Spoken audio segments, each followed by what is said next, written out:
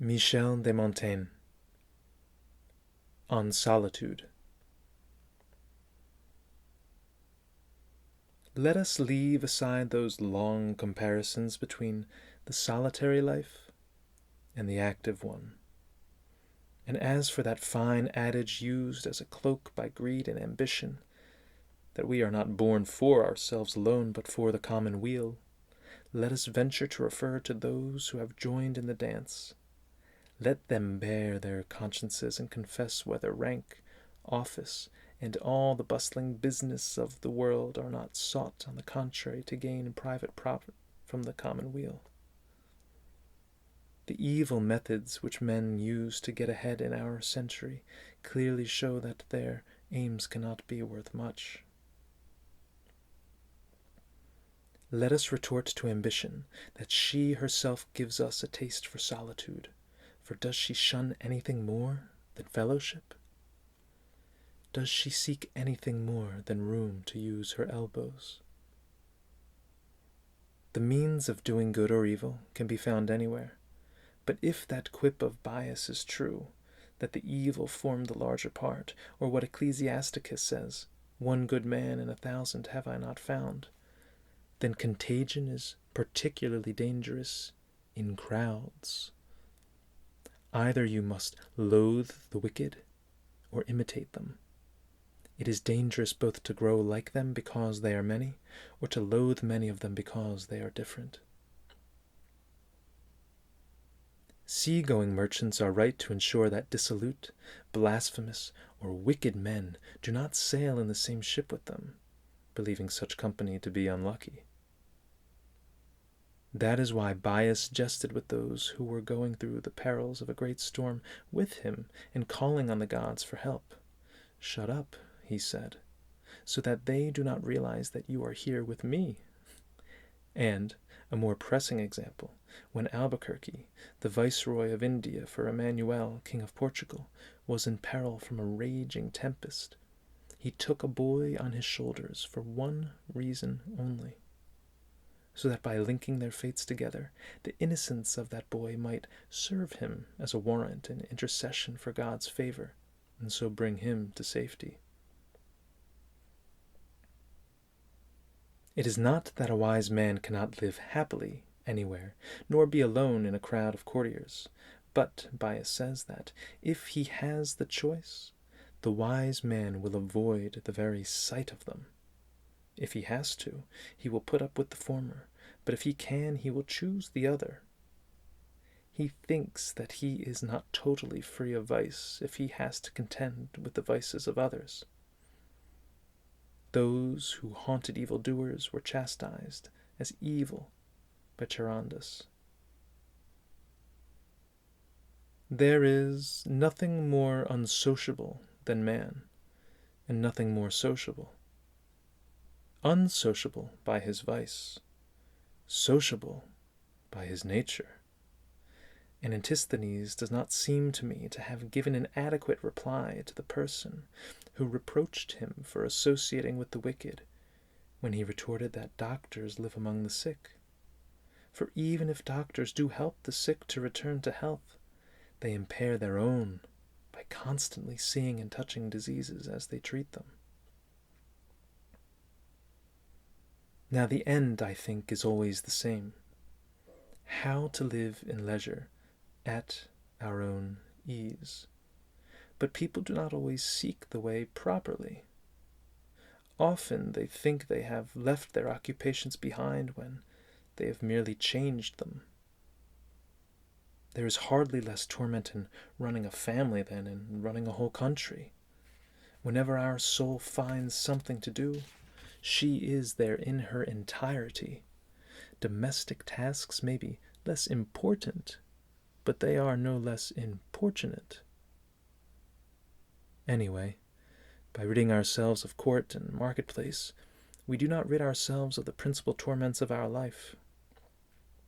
Ambition, covetousness, irresolution, fear, and desires do not abandon us just because we have changed our landscape.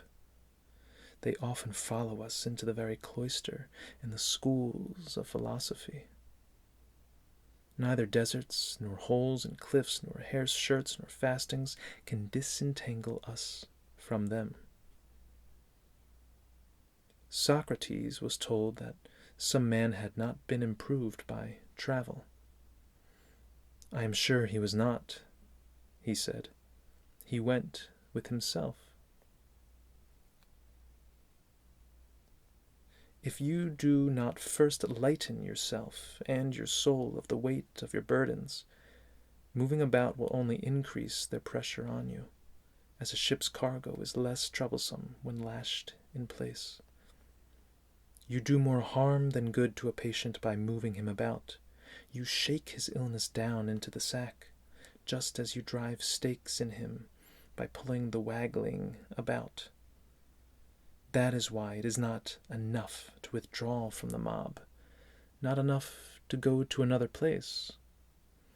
We have to withdraw from such attributes of the mob as are within us. It is our own self we have to isolate and take back into possession. We take our fetters with us. Our freedom is not total. We still turn our gaze towards the things we have left behind. Our imagination is full of them. So we must bring her back, haul her back into ourself. That is true solitude. It can be enjoyed in towns and in king's courts, but more conveniently apart. Now, since we are undertaking to live without companions, by ourselves, let us make our happiness depend on ourselves. Let us loose ourselves from the bonds which tie us together. Let us gain power over ourselves to live really and truly alone, and of doing so in contentment. Stilpo had escaped from the great conflagration of his city, in which he had lost his wife, children, and goods. When Demetrius saw him in the midst of so great a destruction of his homeland, yet with his face undismayed, he asked him if he had suffered no harm. He said, no. Thank God he had lost nothing of his. The philosopher Antisthenes put the same thing amusingly when he said that a man ought to provide himself with unsinkable goods which could float out of a shipwreck with him. Certainly, if he still has himself, a man of understanding has lost nothing. When the city of Nola was sacked by the barbarians, the local bishop Paulinus lost everything and was thrown into prison. Yet this was his prayer: keep me, O Lord, from feeling this loss. Thou knowest that the barbarians have so far touched nothing of mine. Those riches which did enrich him, and those good things which made him good, were still intact. There you see what it means to choose treasures which no harm can corrupt, and to hide them in a place which no one can enter, no one betray, save ourselves. We should have wives, children, property, and, above all, good health, if we can. But we should not become so attached to them that our happiness depends on them. We should set aside a room just for ourselves, at the back of the shop, keeping it entirely free and establishing there our true liberty, our principal solitude and asylum. Within it, our normal conversation should be of ourselves, with ourselves, so privy that no commerce or communication with the outside world should find a place there. There we should talk and laugh as though we had no wife, no children, no possessions, no followers, no men servants, so that when the occasion arises that we must lose them, it should not be a new experience to do without them. We have a soul able to turn in on itself. It can keep itself company. She has the wherewithal to attack, to defend, to receive, and to give. Let us not fear that in such a solitude as that we shall be crouching in painful idleness.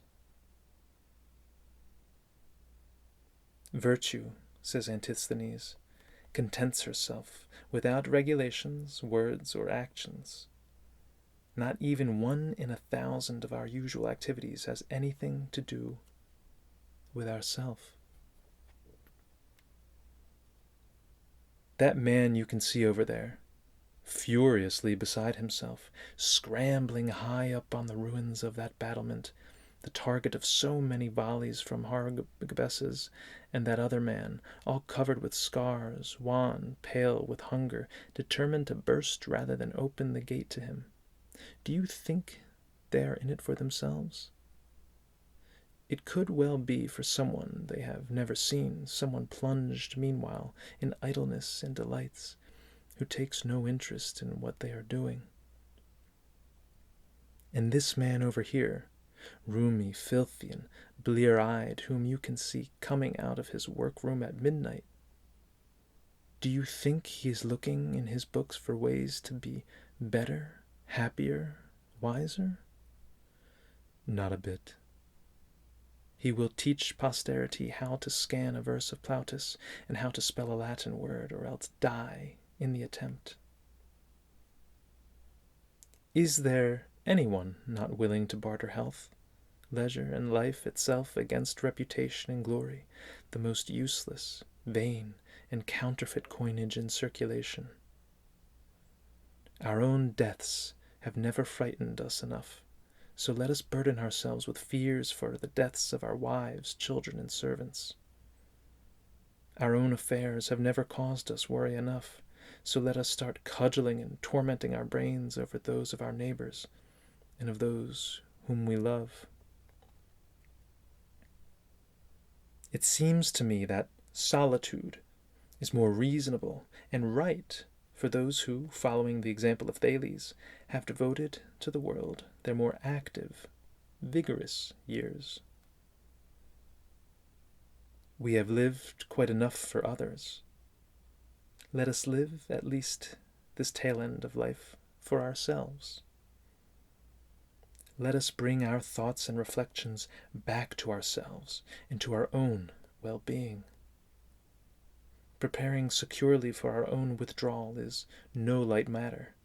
It gives us enough trouble without introducing other concerns.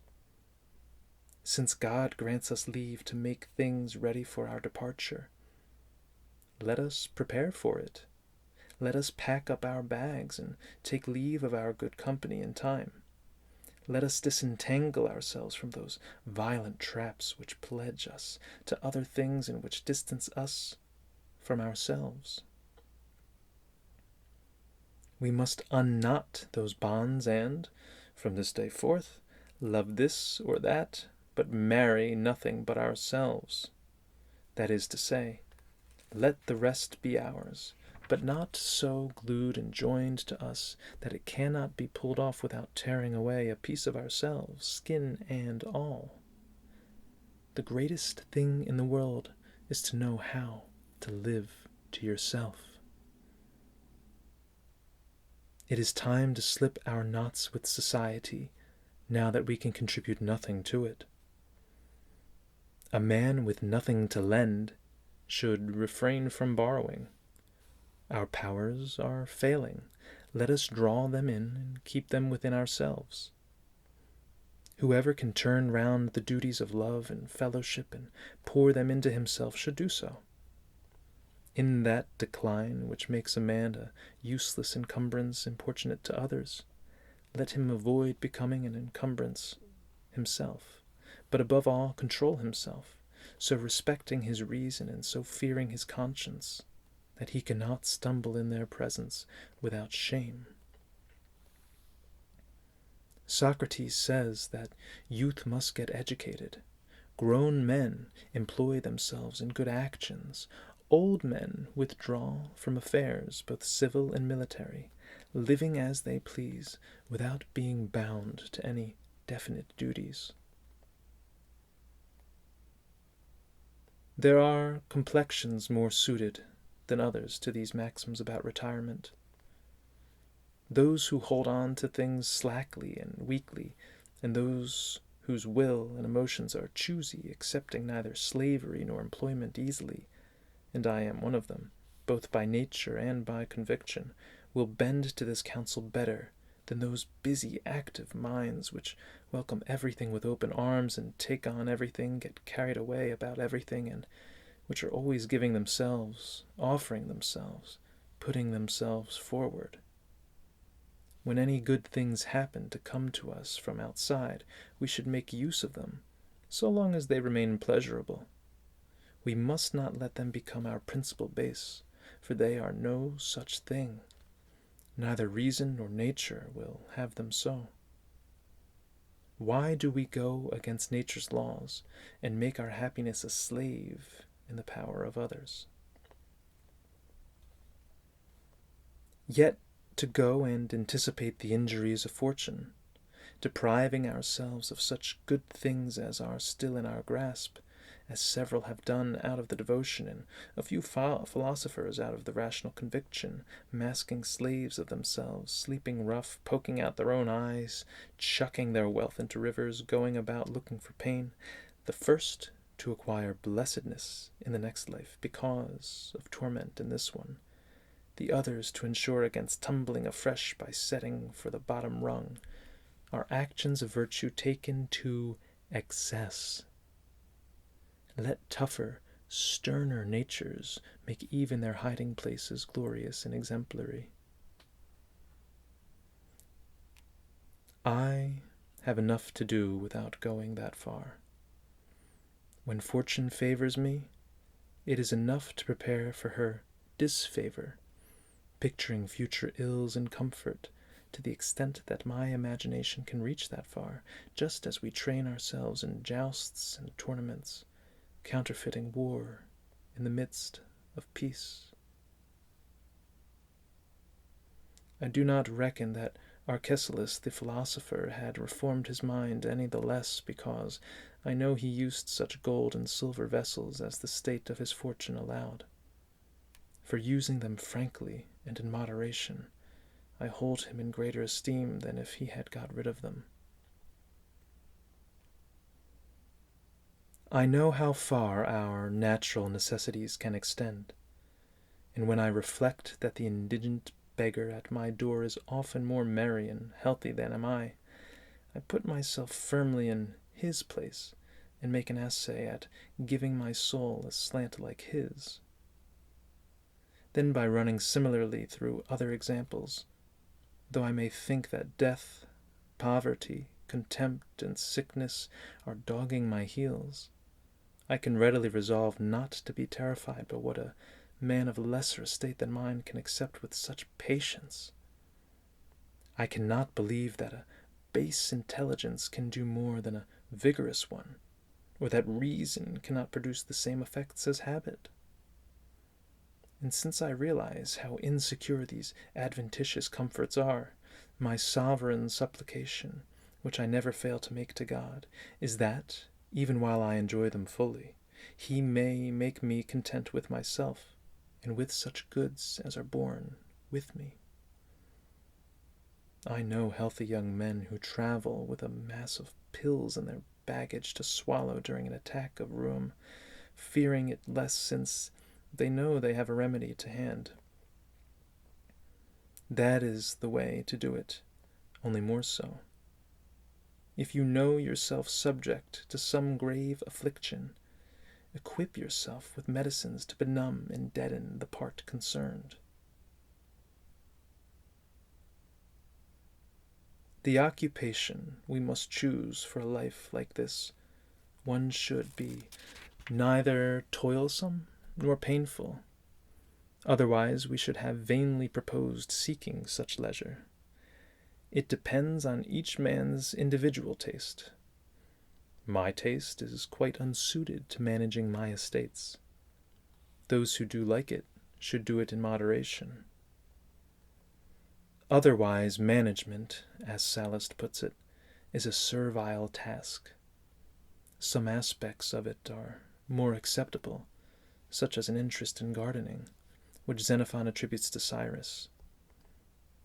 A mean can be found between that base, unworthy anxiety, full of tension and worry, seen in those who immerse themselves in it, and that profound, extreme neglect one sees in others, who let everything go to rack and to ruin.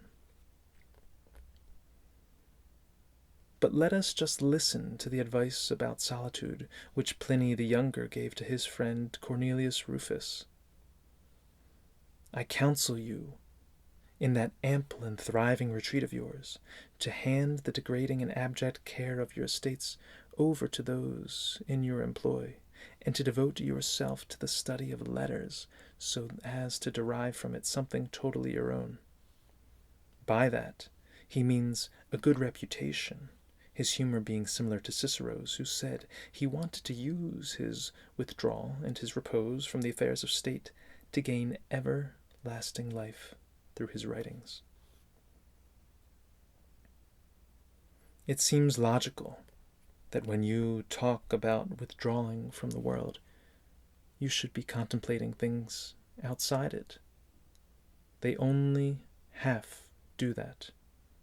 They do indeed arrange their affairs for when they will no longer be in the world, yet the fruits of their project they claim to draw from the world they have left. A ridiculous contradiction. The thought of those who seek solitude for devotion's sake, filling their minds with the certainty of God's promises for the life to come, is much more sane and appropriate. Their objective is God, infinite in goodness and power. The soul confined there matters to slake her desires in perfect freedom. Pains and afflictions are profitable to them, being used to acquire eternal healing and joy. Death is welcome as a passing over to that perfect state. The harshness of their rule is smothered by habit. Their carnal appetites are rejected and lulled to sleep by their denial. Nothing maintains them but practicing them and using them. Only this end, another life, blessedly immortal, genuinely merits our renunciation of the comforts and sweetnesses of this life of ours. Whoever can, in reality and constancy, set his soul ablaze with the fire of this lively faith and hope, builds in his solitude a life of choicest pleasures, beyond any other mode of life. Neither the end, then, nor the means of Pliny's counsel satisfy me. We are always jumping from feverish fits into burning agues. Spending time with books has its painful side, like everything else, and is equally inimical to health, which must be our main concern. We must not let our edge be blunted by the pleasure we take in books. It is the same pleasure as destroys the manager of estates, the miser, the voluptuary, and the man of ambition. The wise men teach us well to save ourselves from our treacherous appetites, and to distinguish true, wholesome pleasures from pleasures diluted and crisscrossed by pain. Most pleasures, they say, tickle and embrace us only to throttle us, like those thieves whom the Egyptians called Philistei. If a hangover came before we got drunk, we would see that we never drank to excess. But pleasure, to deceive us, walks in front and hides her train. Books give pleasure, but if frequently, them eventually leads to loss of our finest accomplishments, joy and health, then give up your books. I am one who believes that their fruits cannot outweigh a loss such as that. As men who have long felt weakened by illness in the end put themselves at the mercy of medicine and get that art to prescribe a definite diet never to be transgressed, So too a man who withdraws pained and disappointed with the common life must rule his life by a diet of reason, ordering it and arranging it with argument and forethought. He should have taken leave of toil and travail, no matter what face they present, and should flee from all kinds of passion which impede the tranquillity of his body and soul, and choose the way best suited to his humor.